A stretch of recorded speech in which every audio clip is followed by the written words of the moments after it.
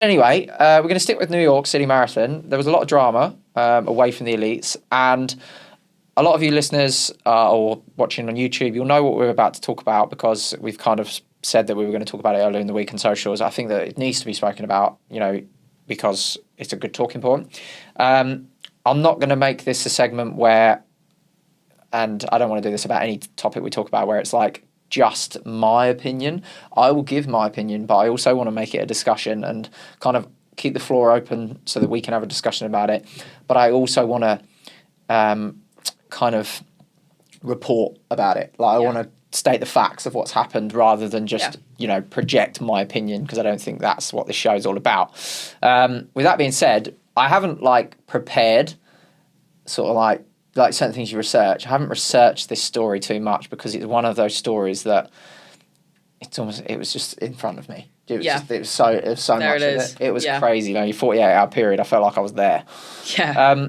But to give you a rundown, Rosie, because I'll kick things off. Basically, I'll say an influencer, and we'll get into the term of what the title is for this particular individual. But a runner called Matt Choi, he was banned from the New York City Marathon and all New York road runners races for life after his camera crew followed him on electric bikes during the race. Now, Matt Choi is it's difficult to say whether he would identify as an influencer or content creator. I'd probably say a content creator, if I'm honest, if I asked him. We actually had him on our podcast last year. And I've never met him, but on the podcast and before the podcast, and after the recording, nicest guy, really good guy. I take people at face value all the time. I really liked talking to him. I learned a lot on the show. I thought he was really valuable, and just came across as a really nice bloke. So I wanted to make that clear from sort of my experience of Matt. Now, this article here, to give you a little bit more background to our viewers and our listeners, this is from The Independent. Basically, it says here that Matthew Choi, a fitness content creator from Texas, ran the 2024 marathon on Sunday following the 26.2-mile race. He announced on Instagram that he'd finished the marathon in 2 hours and 57 minutes. However, many people in the comments were quick to point out the film crew with him on the course, claiming they interfered with the other runners.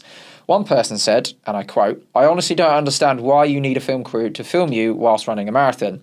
You've completely lost touch with reality. It's everyone's race, and you are clearly impacting others by doing that. Film yourself like the rest of us normal content creators. Have your people that are cheering for you film you as you run by them, but keep the crew off the course."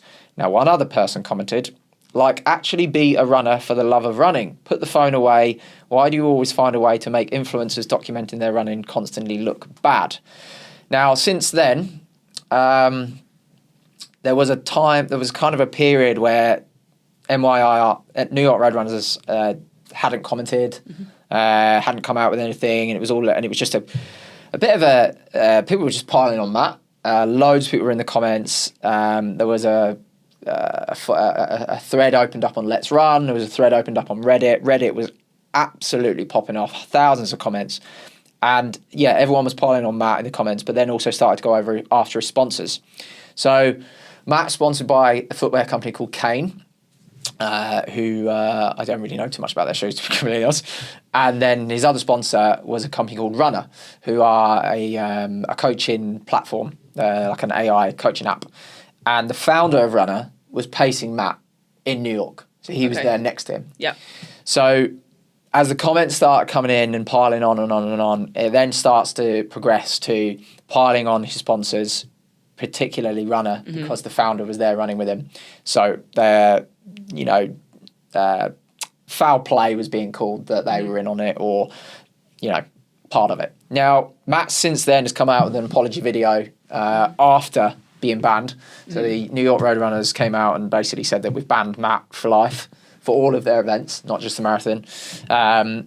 And then he's come out with an apology video. Now, the last thing I'll say, Rosie, before I sort of hand this over to you with what you think about it, and then we can sort of start the discussion, because I know there's a lot there. It's worth noting that Matt has come out with this apology video. So to some extent, and as a lot of people have said in his comments to support him, he has owned it. But and you have to take an apology on face value when you see it. But it is also worth noting that this isn't the first time that Matt's done this. Yes. And this is common knowledge. Now, I don't have the amount of times that he has done this in front of me. And I've seen different numbers called. I've seen people say that he's done up to 7 different events in different ways. But I do know that he did the Houston Marathon. Yes. And he bib-muled, which is basically running under someone else's name, I think. Yeah, you take someone else's number that they're registered to when the event doesn't allow the transfer, basically. Yes, so did that, claimed he didn't realise that that was wrong. Apology video. There was also a problem with another marathon he did, and I also read something about an ultra as well. But there has been multiple occasions where he's had his crew on course on bikes filming. The bib muling was obviously a major problem because that is a slightly different sort of type of foul play, if you like. But yeah, there's been multiple occasions where he's done wrongdoing basically against the rules, and had to come out with an apology video. But this is the first time he's been banned. So the first question I suppose I've got for you, Rosie, is where's your head at with all of it? What's your initial thoughts on what happened in New York Marathon? I think I can see why it's an appealing thing for him to do as a content creator. Good point. Like a smooth shot, you like a continuous kind of live stream, if you like. You can select your best bits. I can see why it was appealing to him. Yeah. But I think as somebody on social media, in essentially what is a position of power, you are, and there's a reason influencers are given the name influencers. Yeah. It is unacceptable to be putting people in danger. The thought process, I think, just didn't go beyond his content. And I think I understand why. And we're all guilty sometimes of not realising that our actions have repercussions further than the event itself or to other people. And I think that's the most human thing, to make that mistake. Yeah. But unfortunately, in the world that we live in, when social media is powerful in every sense of the word, it has so much impact on so many things. It is unfortunately his responsibility to make sure that those repercussions are thought about as a content creator. And that's what he's fallen short on. Whether it's in the rulebook or not, that is something that he should be thinking about with his content every time. There should always be okay, this is what we're planning to do. This is what we're planning to put out. Are my actions going to impact anybody negatively? Is that within my control? Is that something that I need to be adapting my filming style for or my content for? And I think the answer in this case was yes, it is going to impact other runners negatively that have trained just as hard as I have. It is going to impact other runners that have paid to be in this marathon. Yeah, that's a good point. And it's not fair on them. It is as big a day for them as it is for him. Yeah, and so to follow on with that, you said about the influencer term. So Matt has 404,000 followers on Instagram, and I think about 485k on TikTok. So yeah, massive reach, massive influence, and it's no doubt why companies sponsor him and spend hundreds of thousands of dollars invested into him. Since the event, Runner have dropped him. So one of his sponsors has come out, not publicly come out, but in comments said that we don't condone this behaviour and we have ended our relationship with Matt as an ambassador straight away. I think the sponsor's responsibility, if a runner is running by themselves and being filmed, I would say that the sponsors have a responsibility to react accordingly post-event. But if the sponsor have a representative running with the runner on the course for 26 miles and seeing the clips of the bikes on the course, like that I can't understand that. I can't understand how that has happened for 2 hours and 57 minutes and allowed to happen. Yeah.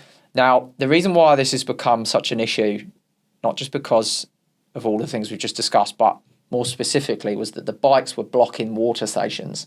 So you're in a mass marathon. They broke the world record for the most amount of participants as well. They broke from Berlin the other week, 56,000, I think it was. Water stations are packed. Yeah. So if you've got a bike going past, that's obviously going to get in your way. I don't know whether they were literally there in front of the water station at standstill, but yeah, it would have created chaos. There were also people in the comments saying that they got hit by the bikes. And do you know what? Like, when it first came out, taking away the fact that I've had Matt on a podcast and watched his content and all that sort of stuff, taking away all that, I just felt really sad. Yeah. And what I put on my story was, what WTF, what the F has happened to running? Yeah. Now, this is not to say that I don't think there's a place for influencers in our sport, because I do. And I think that influencers and content creators in all of sport and all of life are a brilliant asset when utilised, because I think it caters to an audience that maybe isn't catered to from other runners like me, like you, like elites, or like whatever. But I'm just a little bit bored of where the sport's gone on a global event sort of standpoint.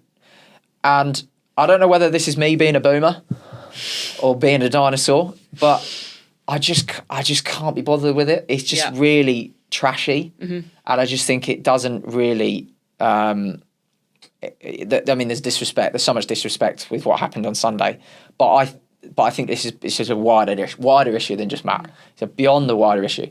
I mean, the rules within NYR is that you're not allowed selfie sticks in the race, but you could see there would be hundreds of people with selfie sticks, GoPros, extendable ones, God knows what else, loads of that going on.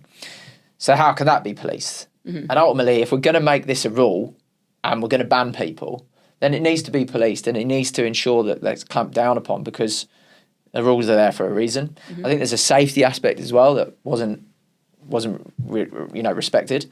But I want to get more onto the fact that I think this is a wider issue with influencers within the running space. We could sit here and we could pile on Matt for an hour, but I think that's been done already. Yeah. I don't actually agree with the hate on one person. I don't agree on public hate. After someone's apologised, I know he's done it multiple times, but if someone's apologised, I don't see the benefit in continuing throwing hate at someone. I think the only thing that's going to come of that is that Matt's mental health is going to completely suffer. So I don't believe that. That's good. That's good.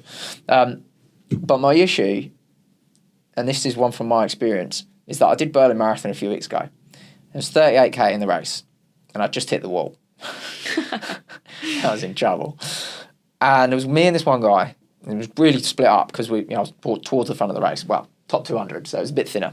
There's one guy about 2 strides in front of me, and he was a Berlin runner.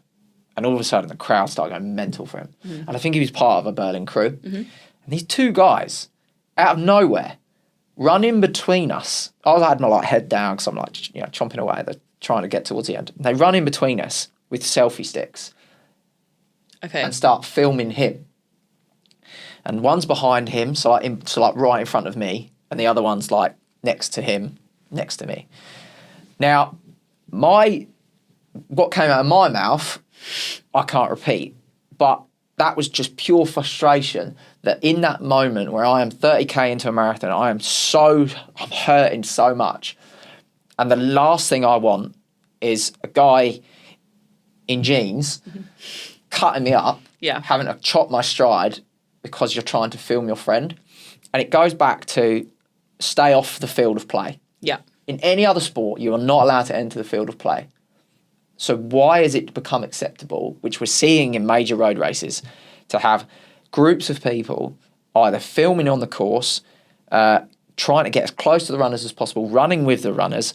I've seen races with smoke grenades and almost like an Argentinian football ground, just creating this crazy atmosphere, which might look great on social media, but I just don't think that it is in good faith of the sport and ultimately the rules. Now, I know that there's going to be a counter argument of, well, they do it in Tour de France. They do it in Tour de France. How many riders are in Tour de France? A fair few. 200? Yeah. There's but not quite 56,000. This is my problem. This is a completely different environment. And I just think there has to be more respect on, ultimately, this is a sport. Yeah. This is not a pantomime. This is not a circus. This is a sport. Yes. And that's an arena. Yeah. And I just think that's my view on it. Yeah, I think the difference between running and the Tour de France is there's a consequence. If you are impeding too much in the tour, those bikes are going to hurt you and the rider. Yeah. And that automatically breeds a respect, regardless of the number. And I think you see a flock of bikes cycling towards you, that instantly those 5, 6, 7 bikes feel more than 15 runners coming at you because it's got a bigger kind of impact should something go wrong. And I mean, we have seen it in recent years. People have kind of become a little bit too almost entitled on the course of the tour, and things have gone wrong. And I think that does just link into the fact that as good as it is for sort of entertainment value and improving that atmosphere, it does need to be measured a little bit. And I think, I mean, we're going to talk about Night of the 10Ks at some point, I'm sure. But would they have lane 3 beer and cheer? And that's great because you can be closer to the field of play. But you're behind a barrier. But you're behind a barrier. And they monitor it and they do it in a way that is so measured and is so kind of, secure and sensible. You don't need to be worried that you're going to get hit because, yes, you're in lane 3.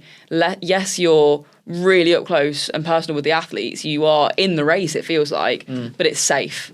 Here's a question for you. Go on.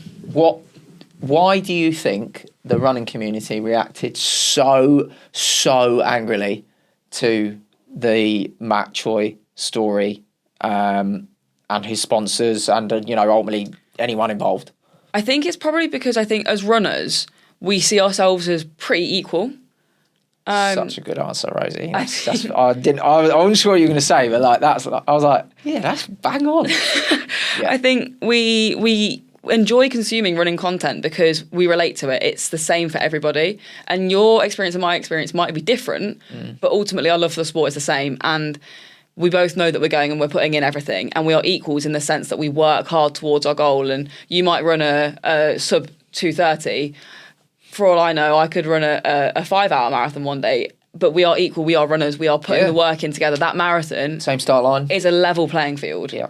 And Matt would have been on that start line with the masses.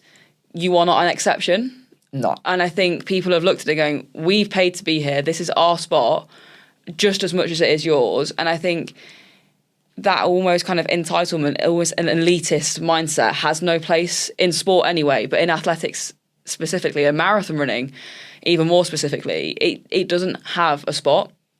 We are all equal. As soon as we're on that start line, we are just competitors together. And I think that people have been in absolute uproar because it is a sense of Matt has gone into it with the mindset of my content is more important than your race. Yeah. And that's just not true. Yes, his content is important to him. Yeah. But everyone else's race is important to them. No more so or less than his perspective. And I think running as a whole, we're pretty good on our sportsmanship. Yeah. There are so many clips that you could just reel off the top of your head of sportsmanship being shown in athletics and running, of people helping each other out and sharing water at water stations in a distance race or whatever it might be. And it kind of just undermined that ethos, the sense that, no, I'm not here to help you, I'm here to get my content. And I think when you have been impacted directly, that would, if I was impacted directly, I would have been quite angry that I would been there. And he wasn't moving slowly. That's a sub 3-hour marathon. That's very, very impressive, yeah. So because he does a lot of other marathons as well. So he's athletically, he's incredible. Exactly. Feat. But the athletes that are up there and looking for that sub 3-hour, that could be really, really impactful, as it could have been if you were looking for a sub 4-hour or a sub 5-hour. Those athletes also have that barrier in their head. As much as Matt wanted to break 3 hours, so did everybody around him. And I think the lack of consideration that, like I said earlier, it didn't go beyond that kind of realm of what's the repercussions on everybody else is what will have frustrated so many people, because running is a level playing field. It is a sport for everybody. There is no one that can't participate in athletics in some way. Yeah. We're a really inclusive sport in so many aspects. And ultimately, all we want is to have everybody to enjoy running. And that kind of detracted from that a little bit. And whether people have kind of thought that deeply about it or have just been kind of a surface level frustration, I'm not sure. But I think that is where the frustration comes from if you really want to track it down. Yeah, that's an excellent explanation and answer. And I think a lot of listeners and viewers will resonate with that. And hopefully, because I know there's a lot of anger from this, and that made me sad as well, because I don't want the running community to be angry at the sport. I want them to always feel good about it. And hopefully that, there'll be people that listen to what you've just run through, and that may calm them a little bit and actually make them think, do you know what, our sport is actually amazing for these reasons. So a great answer. There will be, though, people that listen to that and actually think, I'm sure. And I'm sure I'll get. And do you know what? Do you know why? And it's nothing against you, Rosie. And that's my point of this is a wider issue. Yeah. That there is an attitude within running right now that does not associate themselves with what you've just run through. They don't understand any element of that. Yeah. They don't understand the values of what you've just run through. And it is such a widespread issue where it comes off the back of a running boom that we're going through now, which I think is brilliant from COVID. And there's not one person to blame from it. There's an element of responsibility from so many different groups, people, individuals, role models within the sport, sports retailers, brands, media outlets. There's so many people that are responsible of how we share the sport that I just feel that it's been misconstrued slightly, so that a lot of newer runners view running in a way that, unfortunately, this is the product of that. So you and me would never do that. No chance. So, but there's a runner out there, and many, many others, and thousands and hundreds of thousands that wouldn't even bat an eyelid. Yeah. That's my issue. Yeah. That there's two separate groups here. One can't fathom why that's not the right thing to do. Yeah. And one group cannot fathom how you think that may be acceptable. Yeah. And I think that's where our sport needs to do better in how we communicate to our audiences. And that's not these are the rights and wrongs of running, not at all. But this is what running is. It's the most accessible sport for everyone. Everyone should be able to do it. Anyone can do it. Never be told you can't do it. However fast you go, good for you. But respect, integrity, and ultimately following the rules is really important. Yeah. And if they're not being communicated at the first entry of someone getting into running, then I feel that we may not have a lot of hope. Yeah. I feel that we not have a lot of hope. Now, if you give me another sport, you're taught the fundamentals of that sport very quickly. You know, when I first started playing football as a kid, it was respect your teammates, respect the referee, try hard, take part, pick yourself up after your losses, and follow the rules. Yeah. That was one sport. And I've tried to emulate that in athletics. And I've always said that track for me, not track, but like running for me has really taught me and molded me into the person I am today from what I've learned. Yeah. So I don't really know quite how to wrap this segment because I feel like there's so much within it that annoys me, and we could talk about from the way the sponsors have handled it to there's so many things I've been told, there's so many things that I've read, there's so much background information that I've been given since this, from within Matt's camp as well, out of Matt's camp, that I've just thought, Jesus, there's a lot going on here. Yeah. So I don't really know how to wrap it, but I'm glad that we've discussed it. Yeah, absolutely. Because I think it's important. Yeah, I think it's really important. I think as well, just to highlight that there is almost that little gap between the education of competitive running, whether you are there to compete with others or compete with yourself. Like there's almost a gap between that and you and getting out the front door. Yeah. And I think a lot of that will be because people didn't necessarily grow up in athletics clubs. They've taken it up during COVID. They've gone out their front door, and a lot of them it's a social sport or an individual sport that they do in their evenings. They might have an informal group, but it's not quite the bread and butter of the sport. You don't have to follow the rules to run. You can just run. But once you get into races, there's almost a misunderstanding of that sometimes, I think. And I think the communication of that needs to be improved on probably race entries is probably the easiest place to do it, is a real kind of that you have to read X, Y, Z. And of course it's there in the small print. Yeah. Perhaps an organiser could change the way that they present that information to their competitors in the future, maybe. I'm not sure, that's just off the top of my head, but I think that's probably likely where the link is missing or is a little bit weak in that education. I think there's a lot of anger as well in the running communities from this specifically, but towards influencers. Yeah. As also, I want to just on that make a point. There was a YouTuber called the Fod Runner, Andy, his name is, from the UK. Made a video about this. Did a great job in actually explaining the difference between a content creator and an influencer, which I knew. I knew that, but I had to kind of watch it, and then I was like, oh no, you are. That's a really good point. So I'd kind of fallen foul of kind of throwing everyone under the same umbrella there. But he did a great job in explaining the wrongs and the rights from it, and the comments section was brilliant and really a really constructive conversation. But I think that the reason why there's a lot of anger, one of the reasons why there's a lot of anger towards this story and influencers within the running space as a whole, and it's sort of caught fire a little bit and spread, is that, I don't know whether you noticed this, but there are a lot of people that get free race entries now. Yeah. Like, there's companies that gift race entries, hotels, expenses. Now, I'm not going to sit here and be a hypocrite and say that I've never had a free race entry, because I've had many free race entries. I'm not going to sit here and be a hypocrite and say that I've never been paid to go and run a race, because I have been paid to go and run a race.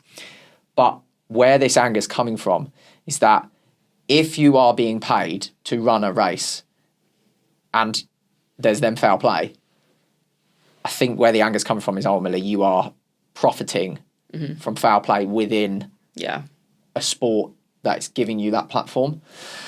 So my issue with that is that I think these companies, I think they need to do a little bit better and be a little bit more responsible and hold themselves accountable to who they are investing in. Do I think that sending people to races for free is a bad thing? No. But I think that if the people you are sending are giving off a message or acting in a way that is resulting in this level of anger towards ultimately one of the most beautiful events in the world, then I think we've got an issue. And they've got to take some responsibility, these companies, because it's not just the individual. They're there ultimately representing companies. So they've got to take some responsibility. No, 100% agree. If anyone wants to send me and Rosie to New York Marathon, then by all means, let us know. I'm up for that. We'll stay at the Sheraton. We don't mind. Right.